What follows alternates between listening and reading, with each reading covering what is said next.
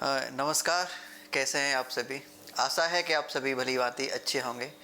नव वर्ष 2022 का आज पहला दिन है। पहले दिन में हम प्रवेश कर रहे हैं, नव वर्ष में हम प्रवेश कर रहे हैं। तो इसी के साथ साथ आप सभी को, जो भी मेरे प्यारे साथी हैं, जो भी मुझसे जुड़े हुए हैं या जो भी जुड़ेंगे मुझसे, आप सभी को नव वर्ष की सबसे पहले ढेरों बधाइयाँ, ढेरों शुभकामनाएँ।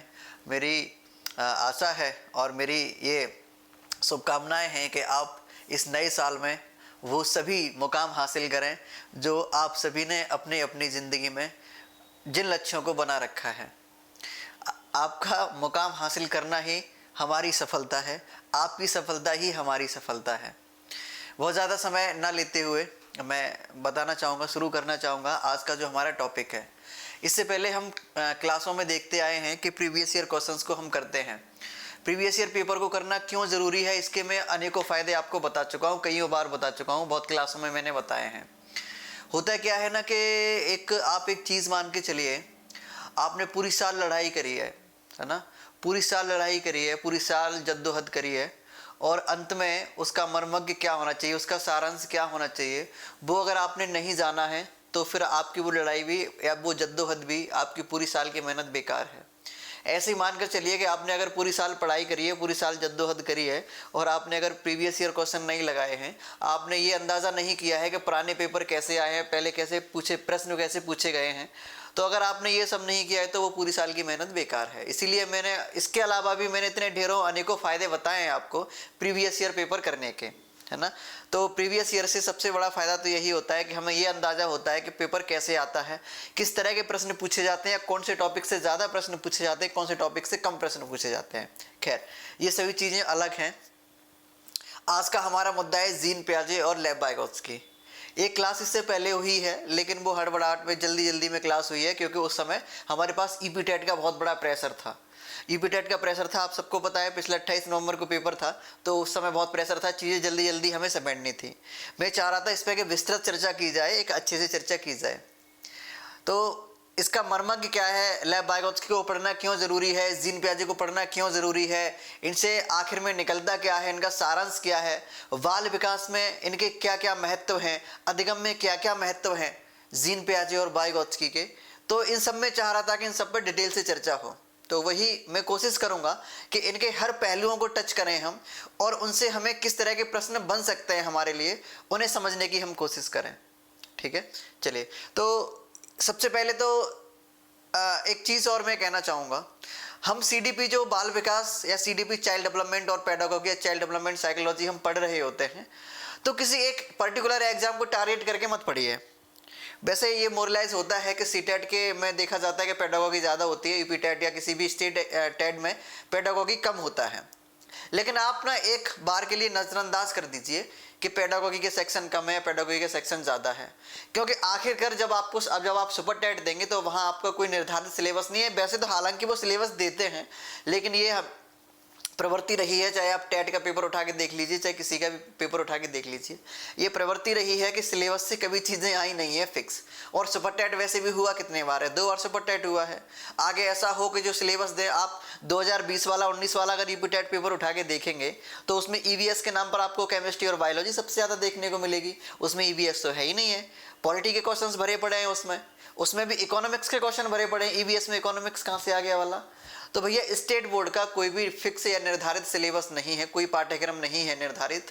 आप मोटा माटा अंदाज़ा लगाकर चलिए कि जो एरिया डिवाइडेड है उसमें से कहीं से भी वो पूछ सकते हैं, है ना। खैर, तो ये तो सब अलग से चीज़ें हैं। हम सीधे आते हैं मुद्दे पर। हम जीन पियाजे को पढ़ेंगे और जीन पियाजे से क्या निकलना चाहिए, या जीन पियाजे हमारे लिए क्यों ज़रूरी हैं हमारे ईपीटेट के लिए। हम टारगेट करके चल रहे हैं ईपीटेट। हमारा जो टारगेट है अभी वो ईपीटेट है, जो कि हमारा 23 ईपीटेट है, जो कि 23 जनवरी को होने वाला है ना। 23 जनवरी की अभी एक डेट दी हुई है, टेंटेटिव डेट है। कुछ भी हो सकता है, जैसा कि आप पता ही है कि कोविड का ये सब सिस्टम है वो शुरू हो गया है, कोविड ने अपने पैर पसारना भी शुरू कर दिए हैं, तो आगे आने वाले दिनों में कुछ भी हो सकता है। लेकिन अभी तो हम मान के चल रहे हैं कि हमारा 23 जनवरी को हमारा एग्जाम हो जाएगा, ऐसा हम मान के चल रहे हैं। ठीक है, तो उसी के हिसाब से हम चीज़ें कवर करने की कोशिश करेंगे। खैर, आते हैं अपने मुद्दे पर। देखो, जीन पियाजे ने या जीन पियाजे को पढ़ने से पहले कुछ और जरूरी चीजें हैं, उन्हें जान लेना जरूरी है ना। सबसे पहले जीन पियाजे की थ्योरी अगर हम पढ़ें तो उससे पहले हमें पढ़ना होता है समायोजन। ठीक है, ये समायोजन आखिरकार होता क्या है, एक मिनट, कुछ और भी चीजें छूट गई हैं, उन्हें पहले मैं पढ़ाऊं, पहले मैं कवर करने की कोशिश करूंगा। सबसे पहले तो हम ये जान सकते हैं कि जीन पियाजे ने आखिरकार योगदान क्या दिया है, जीन पियाजे किसके लिए जाने जाते हैं। तो आपको देखो ये सब बताने की जरूरत नहीं है, आप सभी मुझसे ज्यादा समझदार हैं। जीन पियाजे ने बच्चे के संज्ञानात्मक विकास के प्रत्यय दिए थे, या जीन पियाजे ने संज्ञानात्मक विकास का सिद्धांत दिया था। संज्ञानात्मक विकास मतलब क्या होता है, थोड़ा समझने की कोशिश करेंगे। संज्ञानात्मक विकास होता है बच्चे का कॉग्निशन, यानी बच्चे का माइंड, बच्चे का जो संज्ञान होता है, बच्चे का जो कॉग्निशन यानी इंटेलिजेंस होती है, वो उसी को हम संज्ञान बोलते हैं। और जीन पियाजे के अनुसार बच्चे का जो विकास होता है वो उसके संज्ञानात्मक विकास पर बहुत ज्यादा निर्भर होता है। एक लाइन में तो जीन पियाजे ने यह भी कहा है कि बच्चे का जो विकास होता है वो उसकी परिपक्वता और अनुभव यानी मैच्योरिटी और एक्सपीरियंस का ही परिणाम होता है।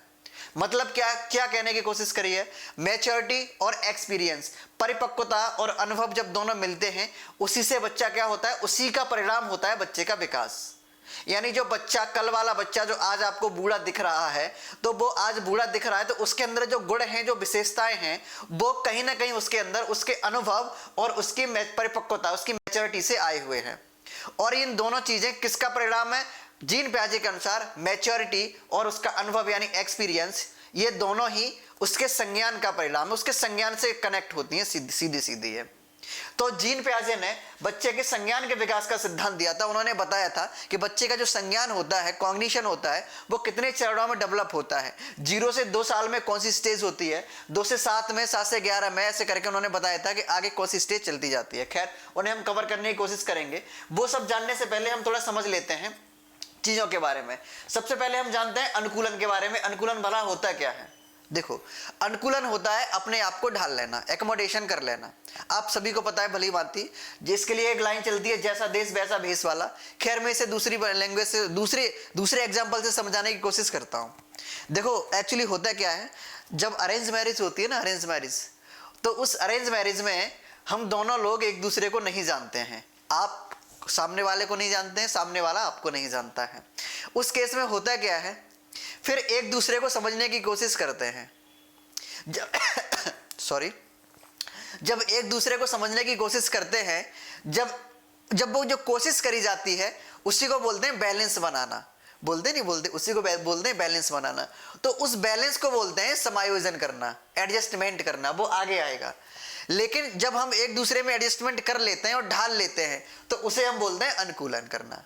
यानी जब हम उसी में रम जाएं, मान लीजिए आप है, आपको नॉनवेज पसंद है लेकिन सामने वाले को नॉनवेज पसंद नहीं है, तो क्या होगा, या तो आप उसमें ढल जाएंगे, आपकी आदतें उसकी तरह बन जाएंगी, या सामने वाले की आदतें आपकी तरह बन जाएंगी।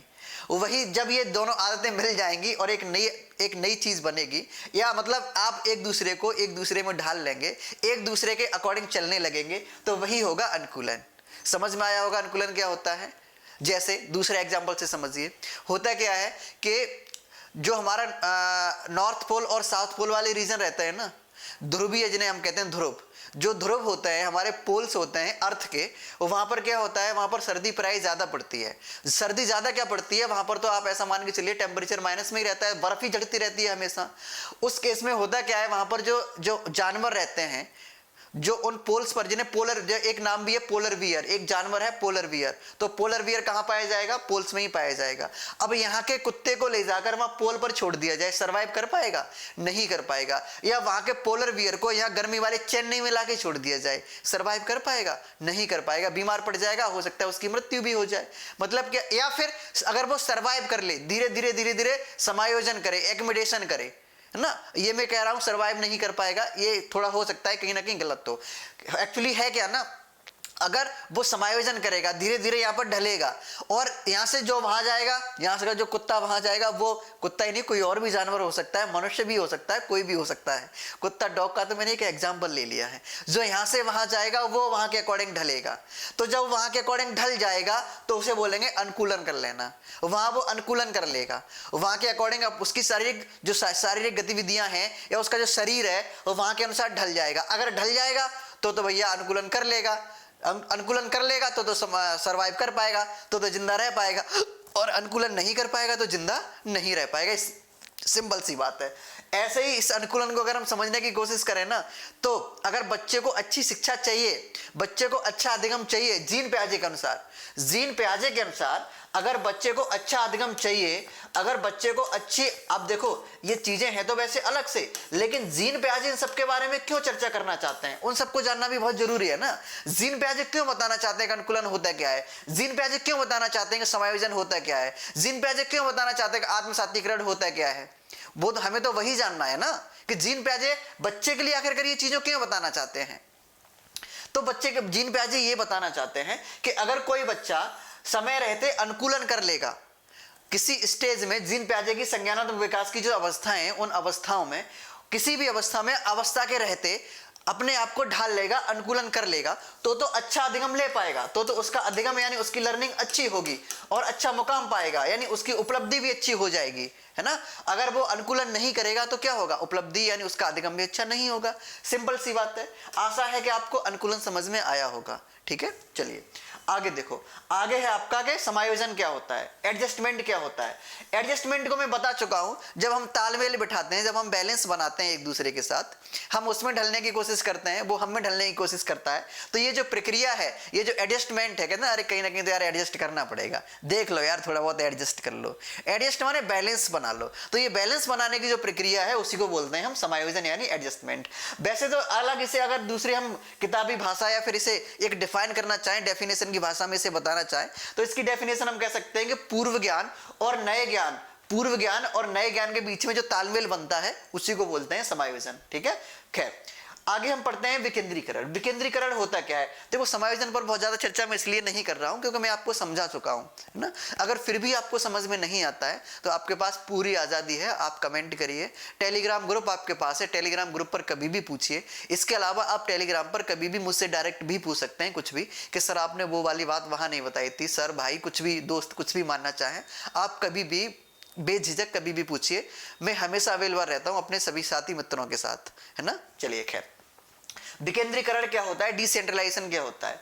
विकेंद्रीकरण जानने से पहले एक चीज और आप समझ लीजिए, केंद्रीकरण क्या होता है। आखिर केंद्रीकरण आप समझेंगे उस तत्पश्चात ही आप विकेंद्रीकरण समझ पाएंगे।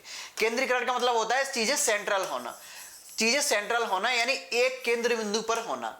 जैसे एक एग्जांपल लेके मैं चलता हूं, जैसे देखो पहले क्या होता था, पहले सभी देशों में राजतंत्र होता था, लोकतंत्र नहीं होता था, राजतंत्र होता था। और राजतंत्र में क्या होता है, राजतंत्र में सारी जो शक्तियां होती हैं, निर्णय लेने की, डिसीजन लेने की जो शक्तियां होती हैं वो किसके पास होती हैं, राजा के पास होती हैं। अगर किसी व्यक्ति के साथ झगड़ा हुआ है, दो व्यक्तियों का झगड़ा हुआ है, एक व्यक्ति ने चोरी करी है और जिसकी चोरी करी है दोनों लोग, ये सभी कहां जाएंगे न्याय के लिए, सुप्रीम कोर्ट नहीं जाएंगे, हाई कोर्ट नहीं जाएंगे, जिला न्यायालय नहीं जाएंगे, सीधे जाते हैं राजा के पास, या जाते थे राजा के पास। मतलब क्या था कि वो जो सारी शक्तियां थी, जो डिसीजन लेने की या निर्णय लेने की जो शक्तियां थी, वो एक जगह सेंट्रल थी, एक सेंटर में थी, एक केंद्र में थी, जिसे हम बोलते थे राजा या राज दरबार जिसे हम बोलते थे, है ना। तो केंद्रीकरण में क्या होता है, केंद्रीकरण का मतलब होता है एक सेंटर में रहना। यहां पर बच्चे के लिए जीन पियाजे क्यों बताना चाहते हैं कि डिसेंट्रलाइजेशन और केंद्रीकरण, सेंट्रलाइजेशन आखिर होता क्या है, क्यों बताना चाहते हैं। होता क्या है एक्चुअली कि जब बच्चा किसी भी समस्या के बारे में, किसी भी समस्या या किसी भी बिंदु के बारे में सिर्फ एक केंद्र को ध्यान में रख के सोचता है, सिर्फ एक ही सोच रखता है। मान लीजिए कोई समस्या बच्चे के सामने आन पड़ी है अचानक, अब क्या है कि उसके बुद्धि है, उसका जो संज्ञान है वो विभिन्न आयाम से नहीं सोच पा रहा है, वो सिर्फ एक चीज को ध्यान में रख के सोच रहा है। उसे कहते हैं ना, हम इसे कितना यूज करते हैं, यार तुम सिर्फ एक तरह से सोच रहे हो, तुम्हारा सोचने का नजरिया गलत है, तुम बस एक ही तरह से सोच रहे हो, इसे और तरह तरह से सोच के देखो ना इस चीज के बारे में, है ना। जब ये अक्सर कब होता है, जब कोई नकारात्मक चीज हो जाती है, जब कोई घटना घट जाती है, तब हम बहुत यूज करा रहे, तुम तो यार बस एक ही तरह से सोचने में लगे हो, और तरीके से सोच के देखो ना, हो सकता है ऐसे सही हो सकता है चीज ये ऐसे हो इसलिए ऐसी हुई हो, है ना। तो खैर जब हम एक ही तरह से सोच रहे होते हैं, जब बच्चा किसी समस्या के बारे में सिर्फ एक तरह से सोचता है, भिन्न भिन्न आयाम से नहीं सोचता है, या फिर हम कह सकते हैं जब बच्चा अभिसारी चिंतन करता है, कन्वर्जेंट थिंकिंग करता है, बच्चा अभिसारी थिंकिंग करता है या अभिसारी चिंतन करता है, तब वो होता है केंद्रीकरण। तब उसकी सोच कैसी होती है, केंद्रीकृत सोच होती है। तब उसकी सोच कैसी होती है, केंद्रीकृत सोच होती है। लेकिन किंतु परंतु भैया, जब बच्चा भिन्न भिन्न आयाम से सोचे किसी भी समस्या के बारे में, बच्चा बूढ़ा बड़ा कोई भी व्यक्ति किसी भी समस्या के बारे में जब भिन्न भिन्न आयाम से सोचता है, उसे हम बोलते हैं डिसेंट्रलाइजेशन, जिसे हम कह सकते हैं अपसारी चिंतन। बोलते हैं ना अपसारी चिंतन। अपसारी चिंतन यानी डाइवर्जेंट थिंकिंग। अपसारी चिंतन, अपसारी चिंतन का मतलब आप समझ लीजिए डिसेंट्रलाइजेशन यानी decentralisation of thinking, decentralisation of cognition. Decentralisation of cognition is called a divergent thinking. Why? Because यहां पर बच्चा भिन्न भिन्न आयाम से सोच पा रहा होगा किसी भी समस्या के बारे में। ठीक है, वैसे इसका तो सारांश तो यही है। किताबी भाषा या फिर आप इसकी डेफिनेशन या डिफाइन करना चाहें तो आप देख सकते हैं कि एक ही समस्या को अलग अलग रूप से समझ पाने की जो योग्यता होती है या समस्या को समाधान करने की जो अलग अलग क्षमताएं होती हैं बच्चे के अंदर, अलग अलग तरीके से सोचता है, उसे ही बोलते हैं विकेंद्रीकरण। ये आखिरकार क्यों डाले गए हैं, इसके अंत में इसका जब हम सारांश देखेंगे तो वहां पर हम प्रश्न भी देखेंगे इन सबसे रिलेटेड हम प्रश्न भी देखेंगे। इसलिए सभी आपको समझाना अत्यंत आवश्यक है। उन प्रश्नों को हल करने से पहले आप अंत तक जरूर बने रहिएगा, क्योंकि आज के जो प्रश्न हैं वो कुछ हटके हैं।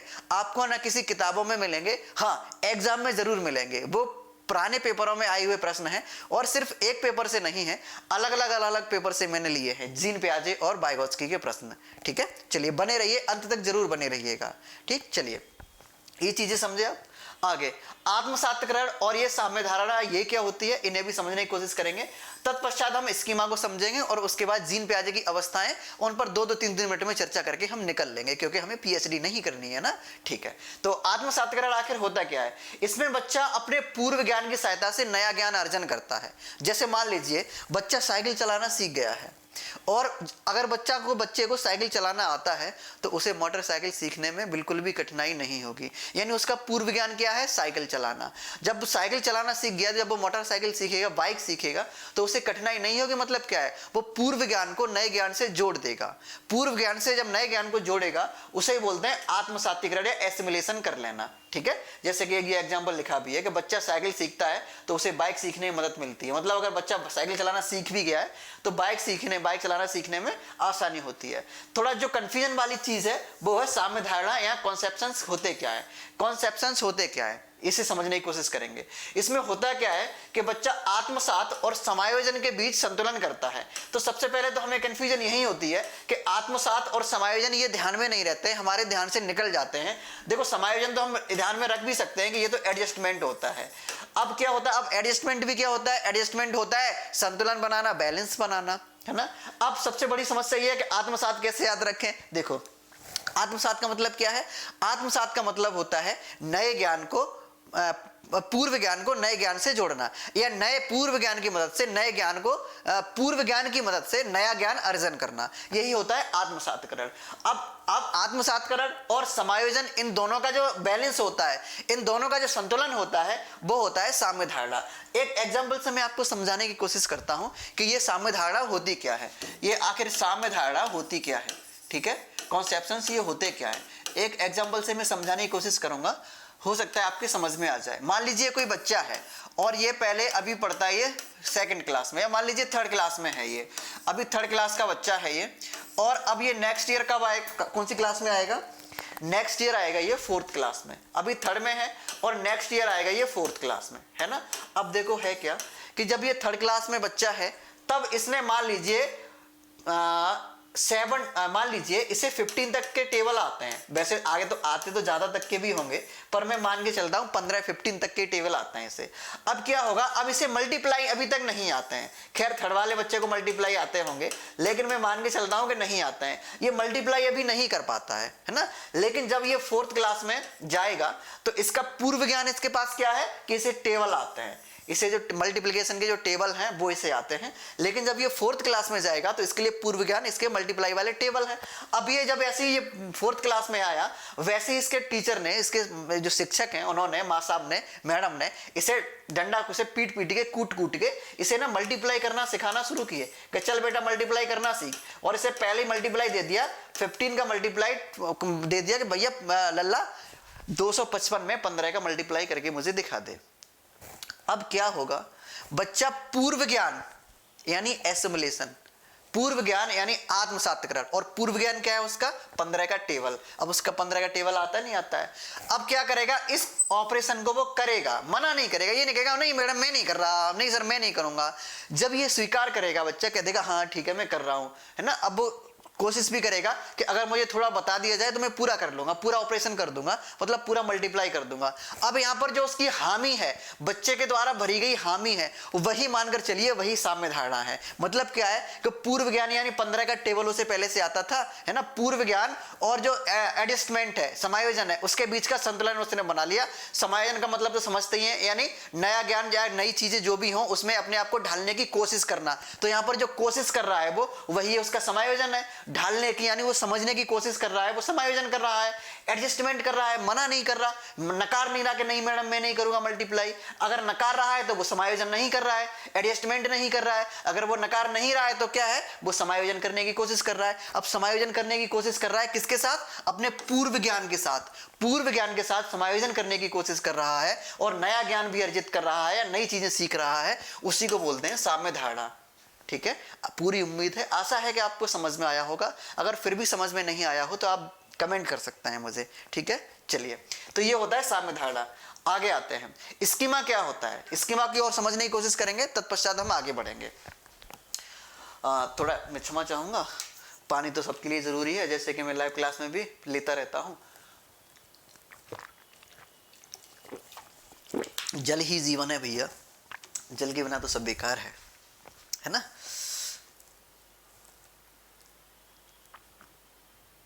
खैर चलिए, स्कीमा क्या होता है, देखो हम कोई भी, हम या बच्चे को ही लेकर चलते हैं। बच्चा या हम कोई भी चीज देखते हैं या सुनते हैं, उसे हम करते क्या है, उसका वो हमारे दिमाग में बैठ जाती है ना, वो हमारे दिमाग में बैठ जाती है। तो जिन रूपों में कोई इंफॉर्मेशन, वैसे जब हम कंप्यूटर पढ़ रहे होते हैं ना तो वहां पे पढ़ते हैं set of instruction is called, a set of instruction is called software, ऐसा ही कुछ है। हाँ, ऐसे ही कुछ डेफिनेशन होती है उसकी, अ सेट ऑफ इंस्ट्रक्शन, या फिर उसमें कई होता है ना, set of programs is called software, set of programs is called software, a set of instruction is called application या प्रोग्राम, ऐसा कुछ होगा ना। खैर देखूंगा मैं भी जाके कंप्यूटर, अभी तो हम सीडीपी पढ़ रहे हैं ना, तो सीडीपी पर रखते हैं नजर। इसमें बच्चा अनुभव के आधार पर जो भी ज्ञान अर्जित करता है वो सभी संगठित होता रहता है। मैं थोड़ा समझाने की कोशिश करता हूं कि बच्चा कोई भी ज्ञान अर्जित करेगा, कोई भी चीज देखेगा, कोई भी चीज सीखेगा, समझेगा, तो उस चीज को, उस ज्ञान को वो अपने अंदर रखेगा, अपने दिमाग में बिठाएगा, अपने कॉग्निशन में समाहित कर लेगा, संगठित कर लेगा। तो जिस रूप में बच्चे के अंदर वो ज्ञान संगठित हुआ है उसी को बोलते हैं स्कीमा, उसी को बोलते हैं स्कीमा। अब होता, देखो और एग्जांपल से मैं समझाने की कोशिश करता हूं। मान लीजिए एक कोई बच्चा है जो जीन प्याजे के अनुसार संवेदी प्रेरक अवस्था में है या इंद्रिय गामक अवस्था में है, मोटर सेंसरी स्टेज भी जिसे हम इंग्लिश में बोलते हैं, 0 से 2 साल तक का बच्चा होता है, या बाल्यावस्था या बाल विकास के अनुसार मान लीजिए वो शैशवावस्था में है। ठीक है, अब होता क्या है कि शैशवावस्था का बच्चा या संवेदी प्रेरक मोटर सेंसरी स्टेज का बच्चा, मान लीजिए 1 साल का बच्चा है और उसने अपने सामने से गुजरते हुए ट्रेन को देखा है, ठीक है, या फिर अपने सामने से गुजरते हुए भौंकते हुए कुत्ते को देखा है। ठीक है, अब कुत्ते भौंकते हुए कुत्ते को देखा है तो उसे नहीं पता कि ये कुत्ता होता है, उसे नहीं पता कि इसके 4 पैर होते हैं, उसे ये भी नहीं पता कि इसका कलर काला ही होता है, उसे ये भी नहीं पता कि ये 4-5 और 3-4 रंगों का भी पाया जाता है, उसे बिल्कुल नहीं पता। बस उसने ये देखा कि कोई भौंकता हुआ ये ऐसे इस आकार का निकल के गया है। अब क्या है कि उसके अंदर, उसके स्कीमा में उस कुत्ते का बस आकार बना हुआ है। वो जो इंफॉर्मेशन उसके दिमाग में गई है, उसके संज्ञान में गई है, वो सिर्फ एक आकार के रूप में गई है ना। अब क्या होगा कि जब भी कुत्ता भौंकेगा, चाहे उसके सामने ना हो, 1 साल का बच्चा है। खैर वैसे इसमें संवेदी प्रेरक अवस्था में एक चीज आप कंफ्यूज होंगे, एक चीज और आती है कि out of sight out of mind. अगर कोई चीज सामने नहीं है तो बच्चे को फिर उसके बारे में ध्यान भी नहीं रहता है। खैर अभी जब हम अंदर आएंगे तो उसमें और घुसने की कोशिश करेंगे और चर्चा करेंगे उस पर। ठीक है, तो out of sight out of mind की भी चर्चा करेंगे अभी। अभी के लिए आप ये समझ लीजिए स्कीमा में होता है क्या है कि बच्चा जिस रूप में किसी भी इंफॉर्मेशन को अपने जिस रूप में अपने संज्ञान में धारण कर लेता है वही होता है स्कीमा। अब ये सिर्फ बच्चे पर अप्लाई नहीं होता है, स्कीमा तो हम सबके अंदर बनते हैं। होता है ना कोई भी, एक्चुअली हम ऐसे जरूरी नहीं है कि हमें चीजें एक बार में याद रह जाती हैं। हम कहीं घूमने निकलते हैं, कहीं भी जाते हैं, कहीं टहलने टालने जाते हैं, कहीं घूमने जाते हैं, मार्केट में जाएं, कहीं भी जाएं, तो होता क्या है कि अगर हम एक बार में चीज देख लें तो जरूरी है कि पूरा रास्ता में एक बार में याद रह जाए, लेकिन कुछ लैंडमार्क जरूर याद रह जाते हैं हमें। लैंडमार्क या कुछ कुछ चीजें वहां के बारे में, कहीं गए हम और वो जगह बहुत गंदी सी थी, कुछ ऐसा अजीब सा हमें वहां पर दिखा, तो उसका स्कीमा हमारे दिमाग में बन गया, अब वो चीज जरूर याद रह जाएगी। तो वहां की जो इन्फॉर्मेशन हमारे दिमाग में जो रही है, बनी है, उसी को बोलते हैं स्कीमा, है ना। तो ऐसे अगर आप डेफिनेशन टाइप समझना चाहें, परिभाषित करना चाहें, तो ऐसे मान के चलिए कि ज्ञान या कोई सूचना जिस रूप में हमारे दिमाग में संगठित होती है, इकट्ठी होती है, बच्चे के दिमाग में संगठित होती है, इकट्ठी होती है, उसी को बोलते हैं स्कीमा। अगर इसके अनुसार चलें तो देखो, इसमें बच्चा अनुभव के आधार पर जो भी ज्ञान अर्जित करता है वो सभी संगठित होता रहता है, जिसे हम प्रीवियस नॉलेज भी कहते हैं। अब क्या है कि प्रीवियस नॉलेज तो हो ही जाती है, जो ज्ञान मेरे दिमाग में संगठित हो गया, जो सूचना मेरे दिमाग में संगठित हो गई, वो मेरे लिए प्रीवियस नॉलेज तो बनी गई है ना, क्योंकि वो संगठित हो चुकी है, न्यू नहीं है। न्यू तो अब मैं सीखूंगा आगे। ठीक, चलिए आगे देखते हैं। जीन प्याजे के अनुसार जो अवस्थाएं हैं, आप सभी को पता ही अवस्थाएं हैं, इन पर एक बार हम नजर डालने की कोशिश करते हैं। सबसे पहले संवेदी प्रेरक अवस्था होती है, आपको पता है, जो कि 0 से 2 वर्ष मानी जाती है। अगर हम बाल विकास के हिसाब से इसे बांटने की कोशिश करें, अगर हम इसे बांटने की कोशिश करें तो 0 से 2 वर्ष। अगर हम मनोवैज्ञानिकों के अनुसार चलें तो कौन सी अवस्था में है, कौन सी अवस्था है 0 से 2? मैंने पढ़ा चुका हूं ना। अगर हम मनोवैज्ञानिकों के, अच्छा पेड वाले बैच में पढ़ाई है, अगर हम 0 से 2 मनोवैज्ञानिकों के हिसाब से चलें तो 0 से 2 नहीं आएगी। मनोवैज्ञानिकों के अनुसार 0 से 6 होती है शैशवावस्था। आपको पता है कि मनोवैज्ञानिकों ने केवल 3 अवस्थाओं में बांटा है बाल विकास को, अपनी सरलता के लिए।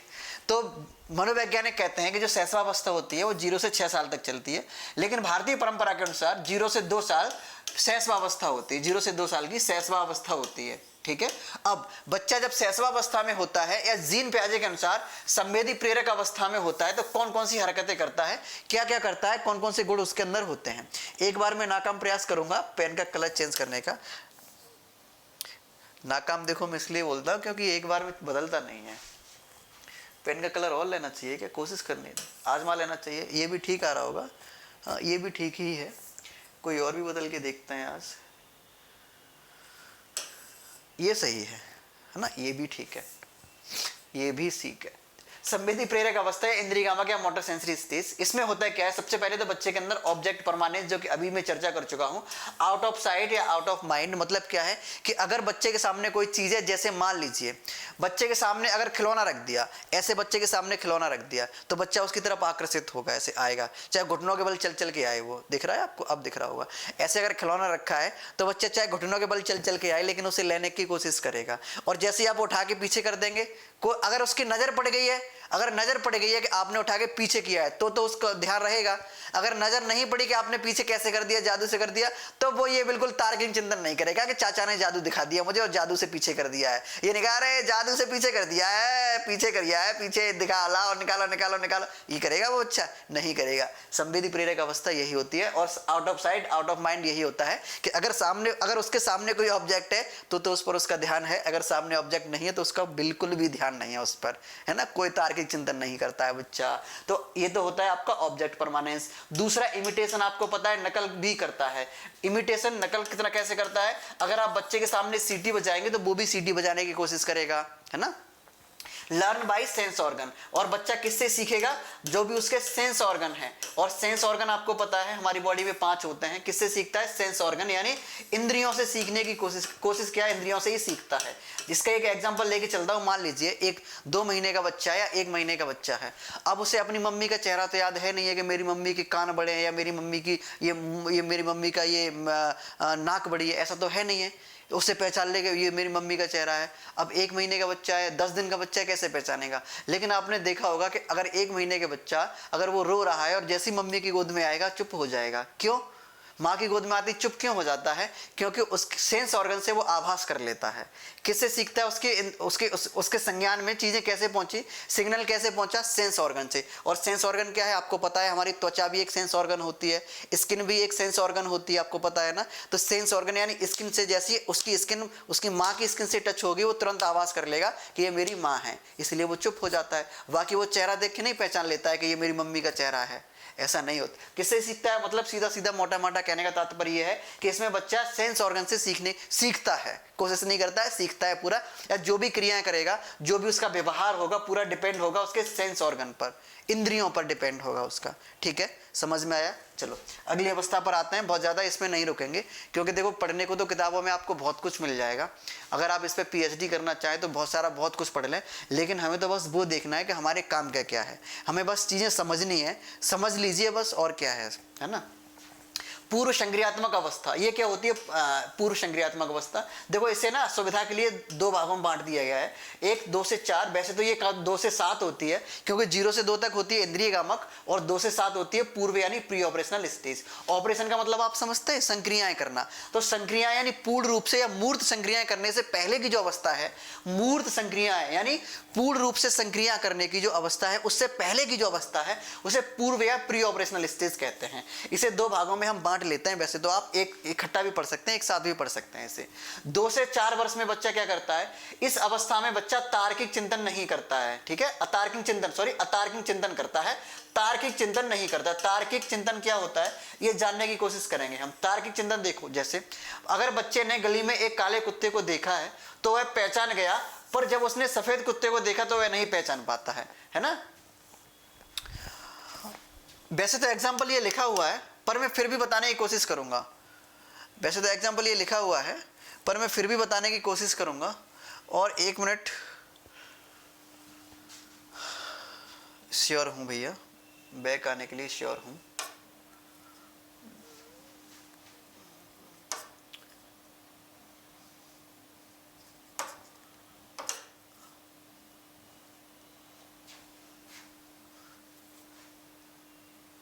ठीक है, देखो अब इसमें होता क्या है, क्षमा चाहता हूँ 1-2 मिनट के लिए, एक मिनट नहीं हुआ होगा, खैर। बच्चे ने एक गली में एक कुत्ता देखा है भौंकता हुआ, लेकिन उस कुत्ते का रंग कैसा था? काला था।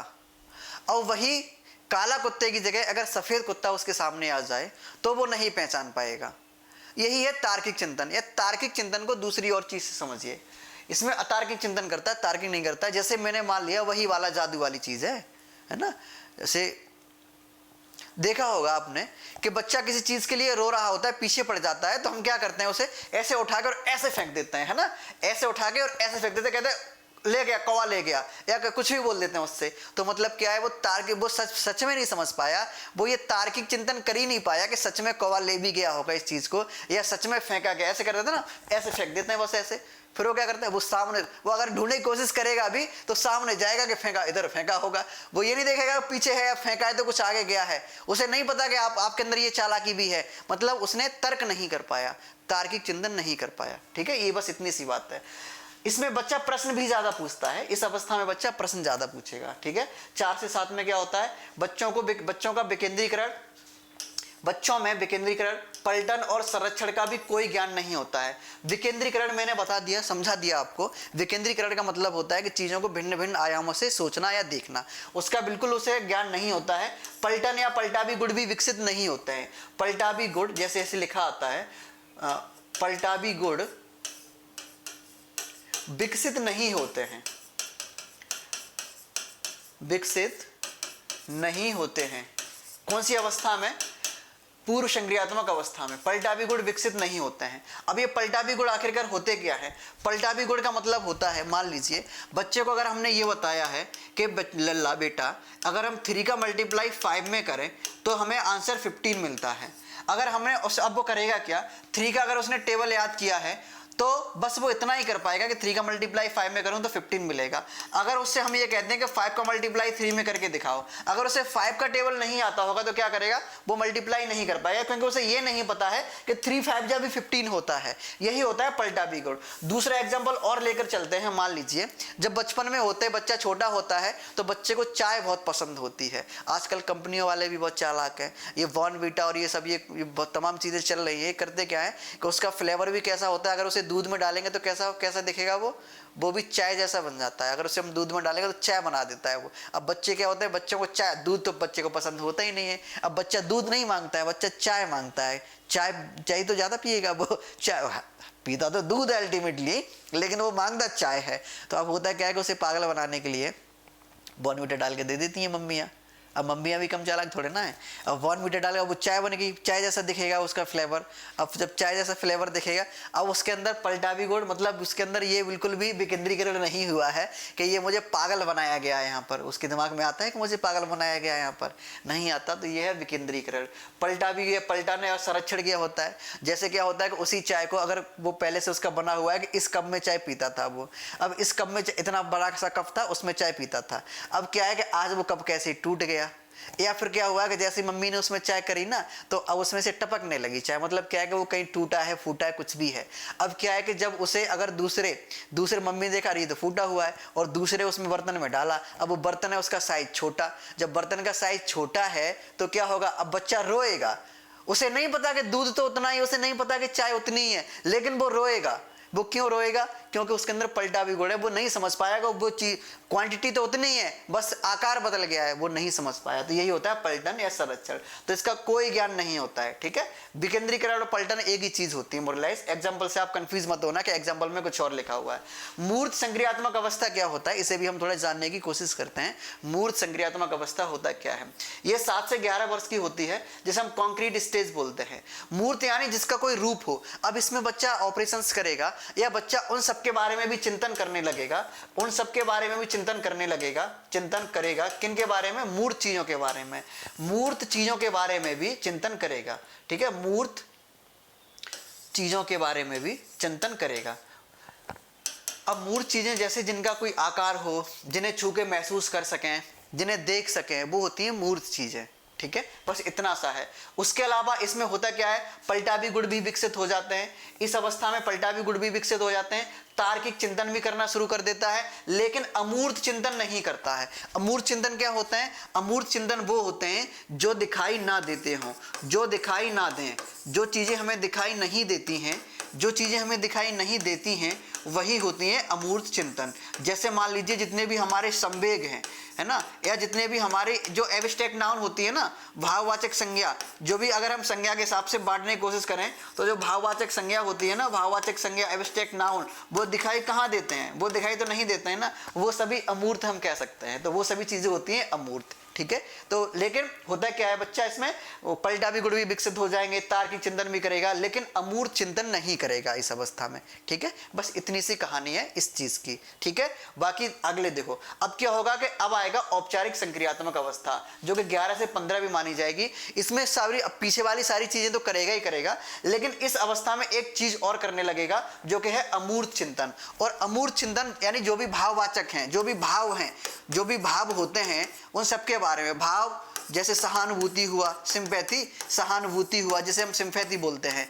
प्रेम हुआ, है ना, प्रेम, घृणा, है ना, और भी बहुत सारी चीजें हैं, प्रेम, घृणा, राग, द्वेष, है ना, द्वेष, इन सब के बारे में भी वो आदि, इन सब के बारे में भी वो जानता है। न्याय, जजमेंट, है ना, इन सब के बारे में भी चिंतन करने लगता है अच्छे से। उसे समझ में आने लगता है कि प्रेम होता क्या है, लव होता क्या है। उसे समझ में आने लगता है कि घृणा, हेट होती क्या है, मम्मा वो मुझे बहुत हेट करता है या मुझे बहुत हेट करती है। उसे मेरे प्रति बिल्कुल भी सिंपैथी नहीं है, पापा मेरे प्रति बिल्कुल भी सिंपैथेटिक नहीं है, मुझसे बहुत रूडली तरीके से बात करते हैं, ऐसे बताता है ना, कंप्लेन करता रहता है ना। तो ये सब दिखाता है। न्याय, कहते हैं पापा आपने मेरे साथ न्याय नहीं किया, आपने मेरे साथ अन्याय किया है। आप जब भाई बहन की लड़ाई हो जाती रहती, मम्मी के पास जाए, पापा मेरे साथ अच्छे से जजमेंट नहीं किया आपने, जजमेंट अच्छा नहीं दिया, मेरे साथ अन्याय कर दिया। तो इन सबके बारे में भी यानी सबके बारे में यानी अमूर्त चिंतन करने लगता है औपचारिक स्टेज में यानी फॉर्मल स्टेज में। बस इतनी सी कहानी है। बाकी जीन प्याजे को अगर हम पढ़ें तो बहुत डीपली भी पढ़ें तो भी कोई फायदा नहीं है, इतना पढ़ लेंगे तो भी हम बस हमें चीजें समझनी है और कुछ नहीं है। अब मोटा माटी चीजों को अगर हम समझ भी लेते हैं बस वही हमारे लिए पर्याप्त है टेट के लिए, चाहे वो सी टेट हो चाहे वो ईपी टेट हो। बाकी हम प्रश्न करेंगे वहां हमें बहुत सारी चीजें मिलेंगी। ठीक है, चलिए इसके बाद हम पढ़ लेते हैं वाइगोत्स्की। अब देखो वाइगोत्स्की में बहुत ज्यादा नहीं है। वाइगोत्स्की ने कहा है कि बच्चे का जो भी विकास होगा वो उसके समाज पर पूरा निर्धारित होगा, उसके वातावरण पर पूरा निर्धारित होगा। बच्चे का जो विकास है वो उसकी आनुवांशिकता या आनुवांशिक या वातावरण और समाज के बीच की जो अंतःक्रिया होती है उसी का परिणाम होता है। बच्चे का संज्ञानात्मक विकास में सामाजिक अंतःक्रिया की मुख्य भूमिका निभाता है। ठीक है, यानी सामाजिक अंतःक्रिया मुख्य भूमिका निभाता है। पियाजे के बाल विकास के सिद्धांत का उलट ये कहते हैं कि पहले सामाजिक अधिगम होता है, यानी इनके अनुसार पहले सामाजिक अधिगम होता है फिर विकास होता है। जबकि पियाजे क्या कहते हैं? पियाजे कहते हैं कि पहले विकास होता है फिर अधिगम होता है। समझ लीजिए, वाइगोत्स्की कहते हैं कि पहले सामाजिक अधिगम होगा, पहले सोशल लर्निंग होगी, पहले बच्चा सोशल लर्निंग करेगा, पहले बच्चा क्या करेगा?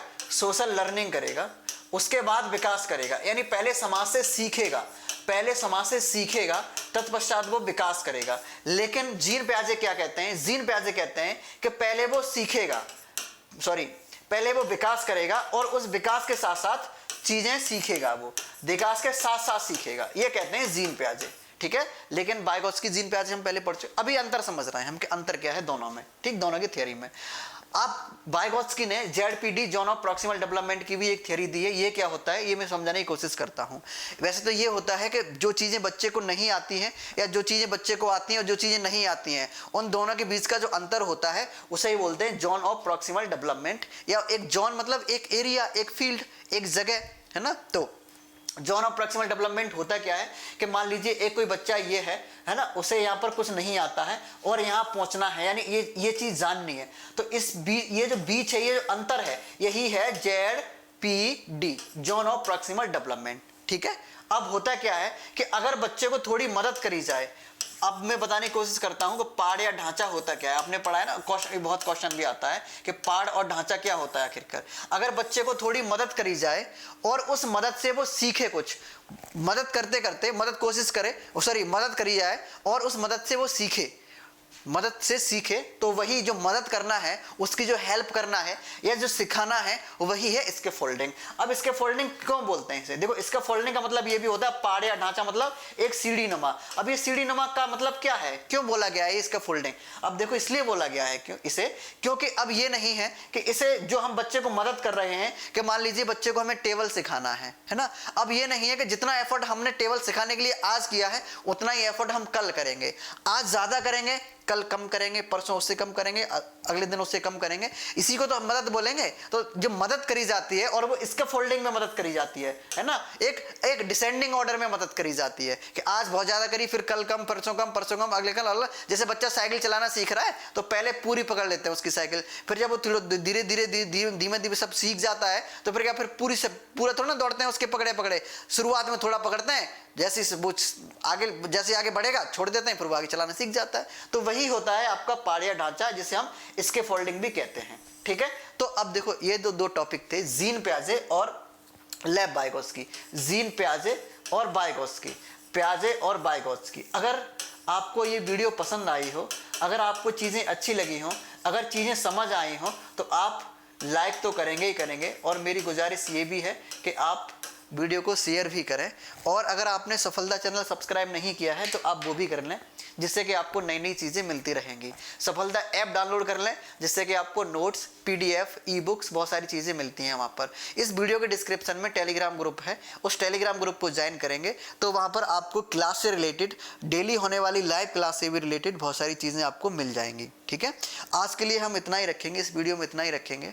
इससे रिलेटेड जो भी प्रश्न होंगे या आगे जो भी थियरीज होंगी, इस तरह की वीडियो आपको मिलती रहेंगी, है ना। तो इस तरह की अब होगा क्या, इससे चीज़ें होता क्या है कि लाइव क्लास में थोड़ी हड़बड़ी सी टाइप भी होती है, तो कोशिश करेंगे कि चीज़ों को अच्छे से समझा के चलें, ठीक है। तो अगर आप वीडियो मददगार है, आपके लिए पसंद है, तो आप लाइक और शेयर करें।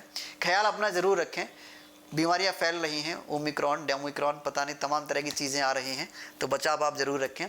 वही हंसते रहें और देखते रहें, हंसते रहें और मुस्कुराते रहें और देखते रहें सफलता यूट्यूब चैनल। धन्यवाद।